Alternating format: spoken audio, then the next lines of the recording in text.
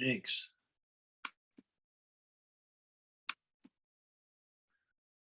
Okay, well, I'm wearing this kind of ceremonial kata. It's a silk scarf that the Tibetans give out. Uh, they give them out on auspicious occasions, both as welcoming and as blessings. In Tibet, they don't. It's so high and so dry and so cold that they can't like give flowers like we do. So, uh, but we're on the Silk Road, and so they give these things to mark uh, important dates. So today I've got two poems for you. They'll appear, both will appear in tomorrow's newsletter, and it's sort of a reality sandwich. Sort of a reality sandwich. What's it like to bite into a reality sandwich? Well, these two poems sort of give you a view of that, and so here they are. I'll give them to you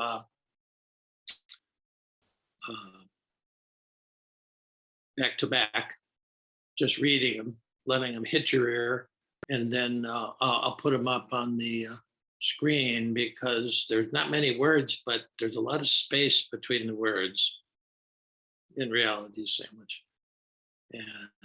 And this is, I think, it was coming out even in this morning as I was waiting to start this. It was coming out. So this is really hot off the press, hot off the griddle to your Reality Sandwich. Meditating, meeting Buddha on the road. It's the title for the first one, Meeting Buddha on the road. Form is emptiness. Old man, still walking. Fallow field, still humming. Brimming with surprise. Loved ones pass away. Heart breaks into tenderness. More precious than gold.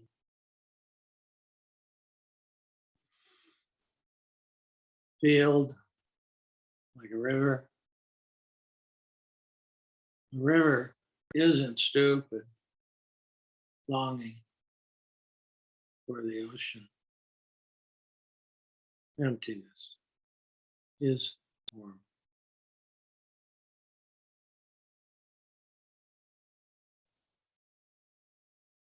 Second poem is called Liminal Weekend. Form is emptiness. As row is reversed,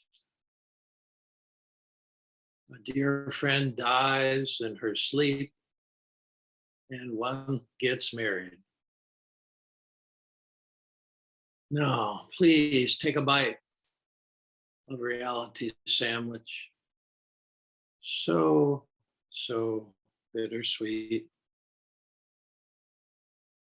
Rest in peace, Nancy. And welcome to the big dance, Kelly and David. Emptiness is form.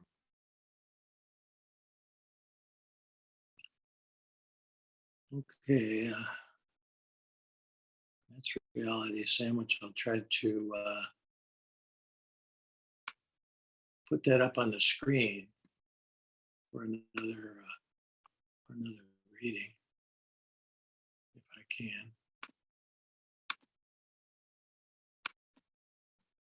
Yeah, so now you can see the form, because these are we're talking about form and emptiness and form. This is the essence of the Buddha, by the way. So meeting the Buddha on the road. Form is emptiness. Old man still walking. Fallow field still humming. brimming with surprise. Loved ones pass away. Heart breaks with tenderness, more precious than gold. Field like a river. A river isn't stupid, longing for ocean. Emptiness is form. Liminal weekend. Form is emptiness. His row is reversed. A dear friend dies in her sleep, and one gets married. Now, please take a bite of reality sandwich. So bittersweet. Rest in peace, Nancy. And welcome to the big dance, Kelly and David. Emptiness is warm. Well, all right. Let's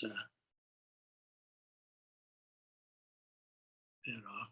I like when I actually have it up on the screen, I can't see you. That'll be in both poems will be on tomorrow.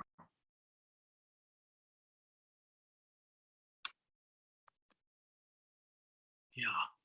Now these poems are really started coming Friday as I took a long walk, my usual 2-kilometer Camino down to the up the driveway, hang a right, go down the road to where it dead ends in Bernheim Forest, and there's a white cottage there and old dairy farm that's now closed, and then I walk on back 2-kilometer kind of Camino.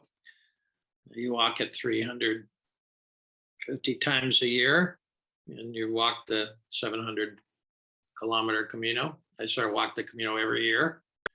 And Friday was interesting. It was, the image of the old man still walking and limping along the road, but the field is different. Used to be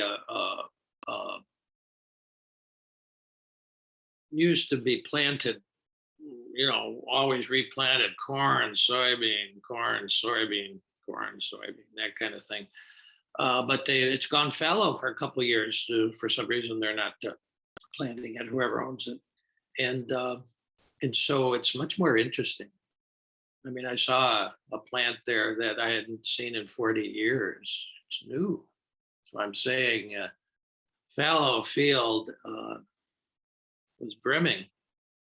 It's humming, brimming with new life. And that was my first. So I stopped and wrote that haiku. I keep my haiku thing in my shorts, and so I wrote that. These 2 poems are really 6 haikus. Haikus sometimes the only way you can say something is to leave most of it out. So this idea that fallow field was humming. When I walk out there, it's like walking into the Twitterverse big time, because I can hear my favorite birds. They're all out there. They're eating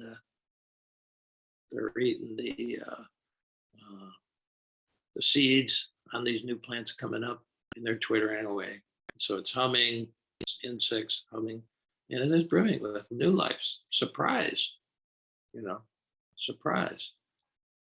The image of the field is a river. It really is. Field is a noun. But that field, and we're not just talking about this fallow field, but we're talking about the whole unified field of reality, is more like a river. It moves. Every day that changes.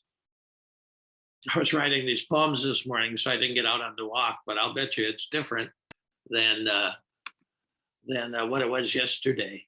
A whole tree fell down between days. A whole huge tulip tree fell down in the storm.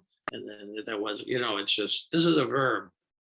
The unified field that that Einstein was looking for, that the Buddha was talking about. It's a river. And somehow this river longs for the ocean. And that's this longing in us for something bigger, some destination. I don't believe, I mean, we choose to believe what we believe at some point. Hopefully we choose. We don't just get drummed in our head by our parents and stick with it, but we choose to believe what's in front of our eyes. And I see a river. I mean, I'm looking at these squares. They're not squares, they're rivers. It's all one big river. And so it longs for the ocean. And that form is emptiness. Emptiness is form. That's the essence of the Buddha. You meet the Buddha on the road when you see that these things we think are so permanent forms, this body, this screen. When he says form is emptiness, it's empty of anything that's going to be eternally lasting. It's all going to change. The screen will be in the dump someday, becoming something else, hopefully. And, so will be becoming something else. So we're talking about this continual transformation. One of the earliest Greek philosophers, he said, you cannot step in the same river twice. Even if you have this stone there right off the bank and you step into the river on the stone, then you pull your foot out, you step into the river, a millisecond later, different river, you see. So form is emptiness, emptiness is form. And then so the second poem,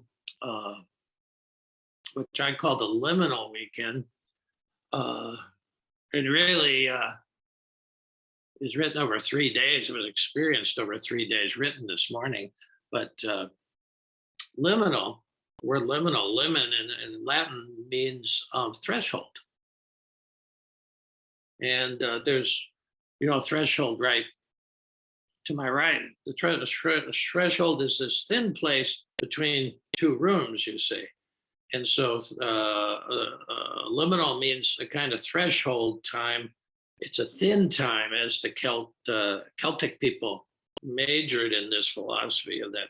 There are thin times. There are times when this fog, when this illusion thins out and you start to see the reality you see. That's what liminal means. And this weekend was a kind of liminal moment. Friday, Roe versus Wade is reversed. Liminal times, you tend to feel like the solid ground under your feet is gone. And it's a time that scares us, but it's also a time where you can, in a way, taste the reality sandwich. We're eating mostly junk food. I am.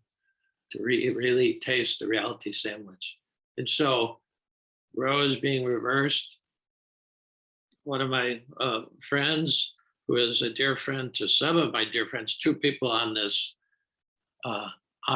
with us today experienced this Saturday. One of them was here making a retreat at that time. And their friend Nancy Carter, just her husband woke up next to her in a hotel somewhere in Maryland, and she was not alive. No outstanding reason for that. She's from Murfreesboro. As the woman here was with me was from Murfreesboro. And I heard from the other woman who's here today that she called me in between break. We had a great walk. Good sit in the morning. She was here for the weekend. She was going to be here live for this, perhaps. And I fixed her oatmeal with fruit. I went back next door to do something, to come back to eat. She was listening to John O'Donohue. I was like about as perfect as it gets. And then I got a call from one of her sisters in Murfreesboro just saying that Nancy had died unexpectedly. Just like there was nothing to stand on. It's a liminal moment when that kind of stuff happens, and that I need to tell her, and she would probably want to drive home to Murfreesboro, which I did, and which she did. Quite a weekend. Quite a weekend. Still don't feel like I have solid ground beneath my feet, but that's all right. I'm sort of used to that. And I know it's a time you can see some things you can't see because the veils between you and reality are thinning in liminal times of great suffering. And I'm also, this afternoon, Pam and I are going to go down up to Louisville, and another of my fellow pilgrims, a young girl I taught 40 years ago. 40 years ago, she came into my classroom in Bardstown, and I started reading poems and teaching them how to listen to poems here. And now 40 years later, she's getting married at 50, and she wants me to come and read a poem. It's part of the celebration. Be a great joy, you know. So that's the weekend. And it's bittersweet. If you really want to bite reality sandwich, you can't get away from the bittersweetness of all this. If you don't want bittersweet, you'll be living on junk food. Mostly junk food is full of sugar. Full of sugar, you know. And life isn't like that. It's not good or bad. It's just a taste of it. This is what the Buddhists call the one taste of reality. Bittersweet. But when you're in reality, like the one line said, when dear ones are lost, it breaks your heart into a kind of preciousness, more precious than gold. This seems to be the process. Nobody would vote for it, but it is the process. And I sense we're all in a liminal period when big kind of societal things happen. No matter what you think, things happen. Life happens. Yeah. So, we get together every week for over 2.5 years to go into a thin place together. The reason you keep coming back, whether you know it or not, is the heart of the heart to heart is the center place where we go into by design a liminal space, a space that is thin.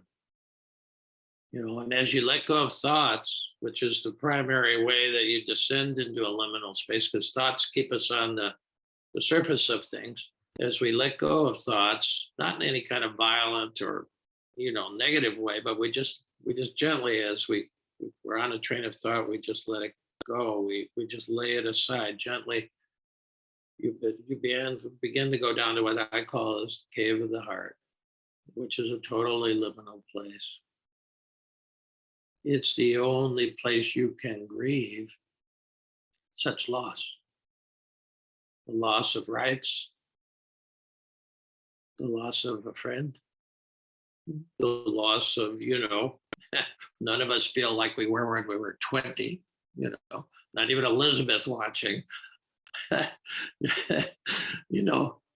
you age, as you become a human being, as you grow, you have to lose the snake has to lose its skin. It can't keep growing, you see. So it's all about loss. Transformation is all about loss and growth and being able to stay with that process, not wanting to stop it. We get angry at it. It hurts. Growing hurts. Living hurts. But we're learning how to transform the pain and not transmit it. You see, that's the big lesson that we're learning together, in which the majority of most civilizations on Earth have not learned. But this is the start of it. If you can learn that, if I can learn how to transform this grief into love, you know, we're on the track then. So that's what when we segue into meditation, that's really the heart of heart to heart, is going into a liminal, thin space, thin of thoughts, thin of blame, thin of reason, and something realer. We're sitting in something realer. So if you're grieving something, in particularly, you can't handle that up here. Never happened.